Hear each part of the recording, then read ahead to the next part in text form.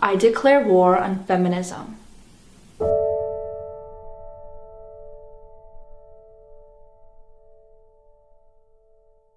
Modern Western feminism has devolved into radicalism, confusing and poisoning the minds of women and debasing an entire generation of men. It misdirects from real women's issues, which are really just human issues.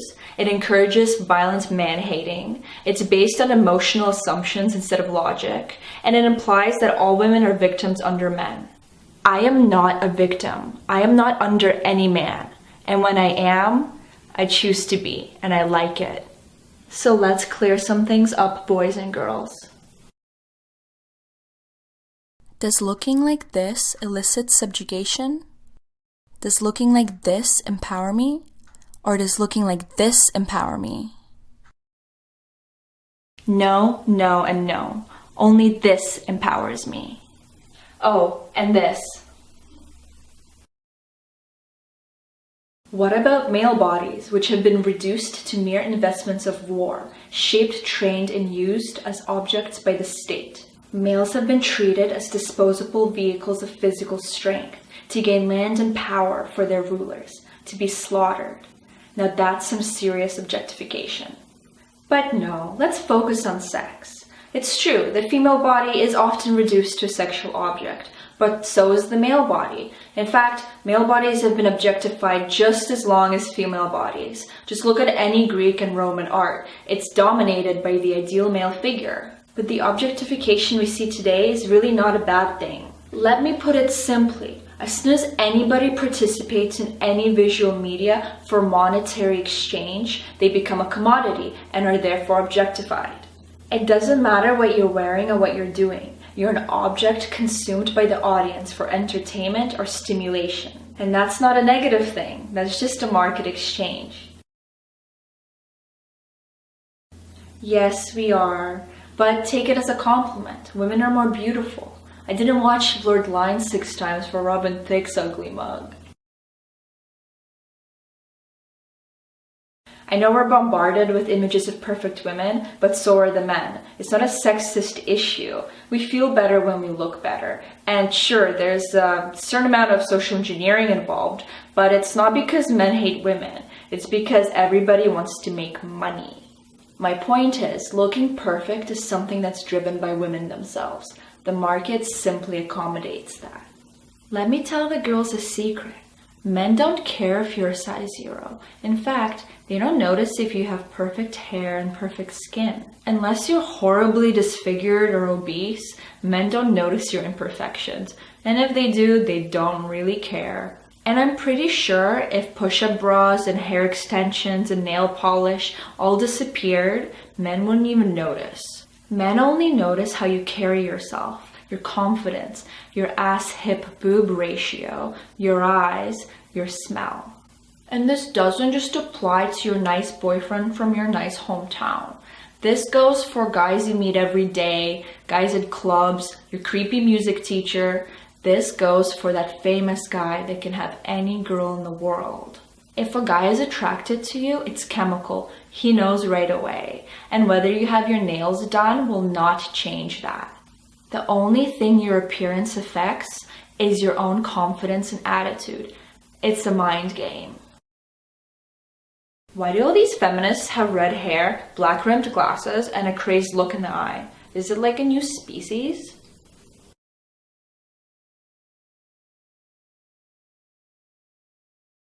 Yes, and there always will be, because it's incredibly easy for a female to get laid. Just words, purely subjective labels. Not nice, but it really shouldn't be at the forefront of women's issues. No one's gonna put a scarlet letter on you and ban you from society because you had sex with too many people. Nobody actually cares anymore. And if somebody calls you a whore, well, if you're not one, then don't care. And if you are one, it's all good. I mean, there's worse things you could be, like that lady who sprays perfume at the department stores.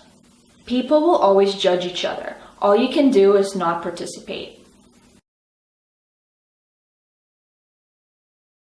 Apparently, creeping now includes any male attention whatsoever.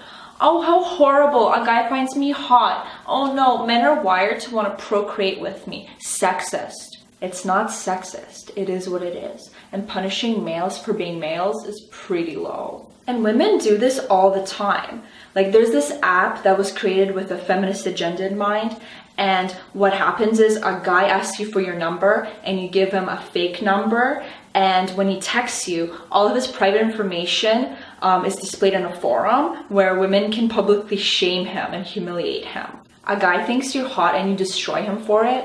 Really? This is the fight that we're fighting? No wonder men are scared to ask girls out anymore or to make the first move. Feminists have bullied men into a state of fear and guilt.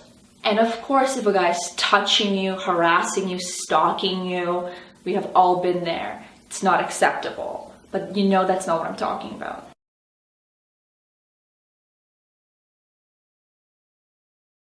No, because all you're doing is submitting yourself to an external hormonal power.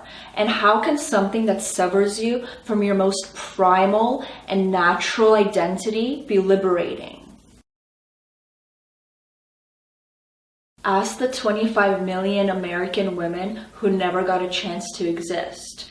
Or ask the women who are still emotionally devastated and broken from the procedure because they swallowed our society's "it's no big deal" attitude. Today's feminism has killed any rational conversation about abortion. It has made something that should be a life decision a flippant act. To all the girls watching this, I suggest you read Naomi Wolf's Our Bodies, Our Souls, or my article before you make an arbitrary decision on whether you're pro-life or pro-choice. You don't even need to pick a side, as long as you appreciate the heavy nature of the issue.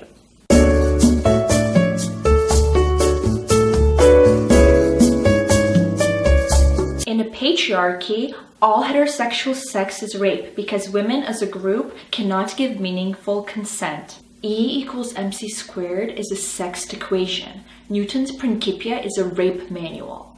It's okay because men who are falsely accused of rape can often gain from the experience. All sex, even consensual sex between a married couple, is an act of violence perpetrated against the woman. All men are potential rapists. Just to recall a basic fact, penis in vagina intercourse is always rape, plain and simple.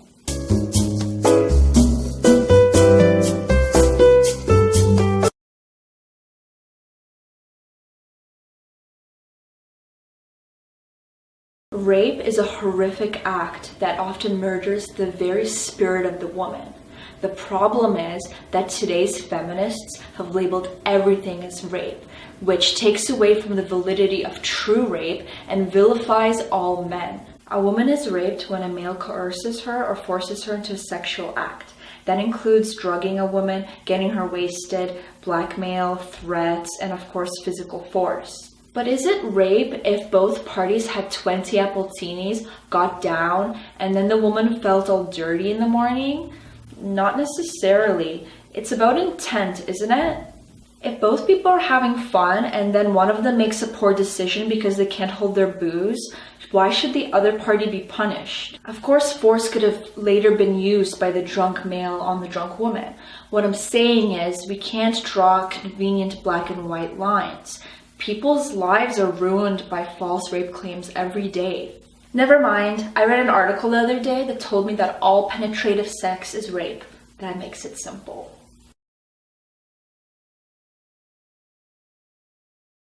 Doesn't exist. At least not to the extent that today's radical Western feminism has led us to believe. Even when you factor in underreporting, rape, just like all other crime, is on the decline in the Western world. The 1 out of every 3 girls are raped statistic is completely inaccurate, and rape is certainly not socially acceptable or taken lightly by the majority of normal people. Hell, it's not even taken lightly by criminals. Try being a convicted rapist in a jail. This is not because of sexism. This is because of a broken system. It's because our government would rather see pot smokers and tax evaders rot in jail than people who actually hurt others. If you actually care about preventing rape, issue every woman a gun instead of supporting the government systematically disarming us. If you care about rape, then help make it illegal for female prisons to have male prison guards. If you care about rape, then help decriminalize prostitution so that when a sex worker is raped, she can actually go to the police. I know I've been strictly sticking to the Western world, but I can't just not mention this. If you really care about rape, then focus on empowering women in the Middle East and Africa. Now that's where there's a rape culture. Instead of labeling yourself as a feminist and writing angry blog posts, why don't you volunteer at a women's shelter? Instead of programming apps that humiliate men, why don't you use internet tech to track down rapists and expose them when injustices do occur?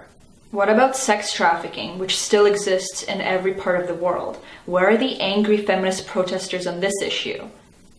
Nah, real issues are too hard. Instead, I'm gonna write a blog post on how this is a phallic symbol of oppression.